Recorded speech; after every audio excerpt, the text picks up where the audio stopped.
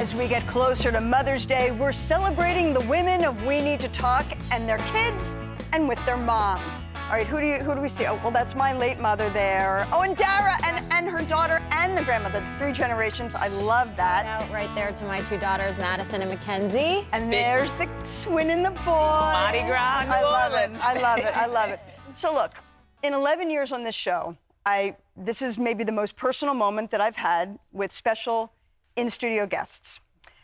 Jenn Hildreth was my first official mentee when she graduated college in 1999.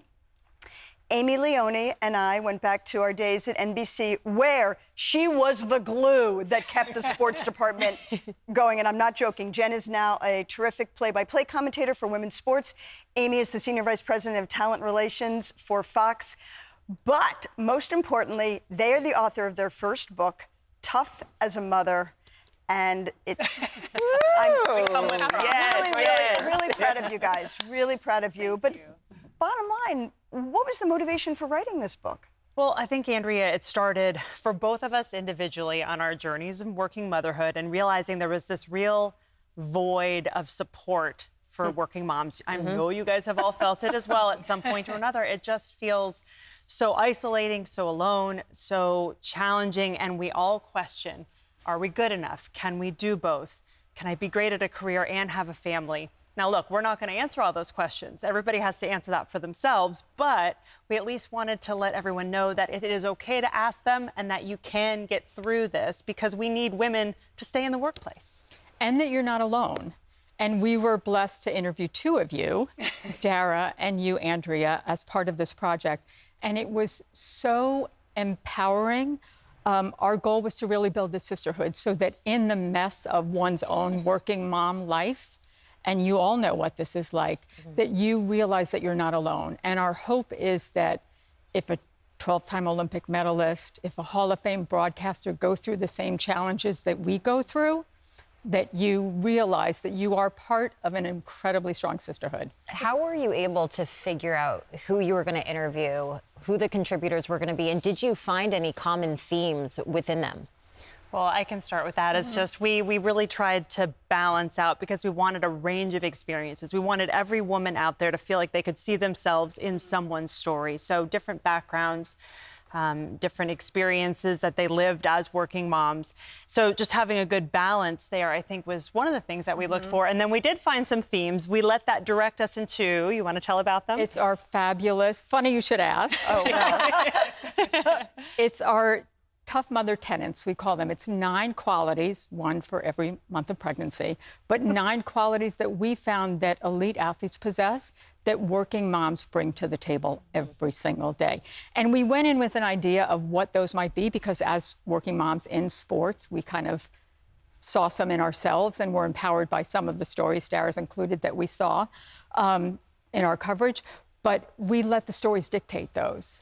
And they are fabulous and empowering, and we hope we narrowed it down to 9, and trust me, that was tough. Yeah. You know, I remember talking about the parallels between being an athlete and a mom, and talk about sacrifice, hard work, dedication, and you guys did a lot of interviewing. Was there anything that really kind of stuck out or surprised you in these interviews? Ooh. I think for me, what really surprised us was, one, that a lot of people said yes. And they felt the need that we felt in getting these stories out here and building this sisterhood of support for working moms. And to be clear, this is not a sports book. It's not a how-to guide. None of us claim to know the answers. It's just that support and finding comfort that other people are in the same mess that you are. But the other part I would say was the honesty and the vulnerability of the people that we spoke to, and their openness in sharing not just the wins, but many of the misses. So we felt this responsibility to do the same as we wove our stories throughout the book. I know, Jenny, you talked about the common thread possibly throughout the book or with the women, but were there any differences with maybe single women versus women who had either partners? And then the second part of that question is, how open were the women to discuss the challenges they face at the job? Because I feel like a lot of times we can say it to our best friend or a girl chat, but when you're opening up to maybe people who are strangers or that's reporting on it, how forthcoming were they? Yeah, well, I think Julie Foudy, who wrote our foreword, who we just adore, she hit that head on at the beginning. She said, we used to think of it as a weakness because we've all worked so hard to get to where we are, especially in the world of sports, which has traditionally been a male-dominated field. We've all worked so hard to get there. We don't want to show weakness. We don't want to show a side where they think we might not be all in for our job.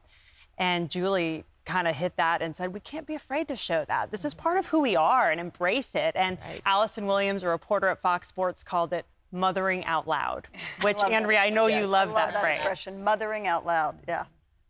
It's interesting, of course, it's a great book for Mother's Day. Shameless plug, my friends. But hold on, but I really feel that it's important that men read this book, that men can, what can men learn from this book? Well, I will quote my husband, who actually just listened to it on audiobook and back and forth drives from LA to Palm Desert.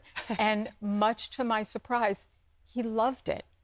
And this is a guy, now our story of day-to-day parenting with little kids is in the rearview mirror. We have a 3-year-old and a 28-year-old. But other than like his recollection being a little different than mine, he's going to watch, so I have to be I was right. But anyway, he learned a lot about how necessary support is, and that there are challenges that are uniquely a mom's challenge. Did you find it difficult? You mentioned the vulnerability aspect of it. Did you find it difficult to balance that with also female empowerment and giving this women a platform? Yeah, we specifically chose vulnerability as a tough mother tenet because it seems so opposite to that, right? But some of the women we talked to showed how that is really how they took their strength. Andrea Brimmer, who's the CMO of Ally Financial, her story is there's a part in there that I think is really going to be shocking to a lot of people. And this is another reason men should read it, so they can put themselves in women's shoes and understand the power of their words, positive and negative. And I think just understanding that greater understanding of what we're all going through, you can be better leaders if you better understand those around you. And being vulnerability is not a weakness. I think that was the big thing that came out of it. Well, you both have children.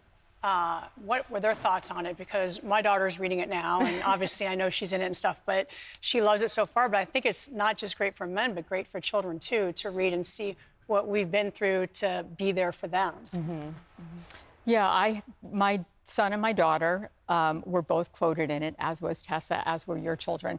And my daughter said all the things you would want, that I saw my mom do it, so I felt I could. I want to be able to be a working mom. I want to have my own career and independence. My son, which would surprise me, he said that seeing my mom work and balance family gave me this inherent respect for women that I bring into the world. Got chills. Yeah, and that was this amazing, unexpected validation. And that is what we wanted to give. That's why we asked your daughter as well and our kids, not because we wanted these feel-good moments for ourselves. They were nice. Mine were also very sweet. My two girls, Ashley and Maddie, very, very sweet. And they kind of hit right at the points that they know that I feel the worst about. Saying I always took care of them when I'm gone, that I still do a great job, all the things that we beat ourselves up about in the middle of it. And we wanted to give that to the moms who are in the middle of it, give them a little bit of that validation. So your kids might be too small to say this to you now, but they're going to be okay, and so are you. Yeah. Well, thank you so much for coming in, joining us in the studio. The book is out. It's a great gift. And kudos to all the tough mothers sitting on this couch. Mothering out loud. Absolutely. Mothering out loud.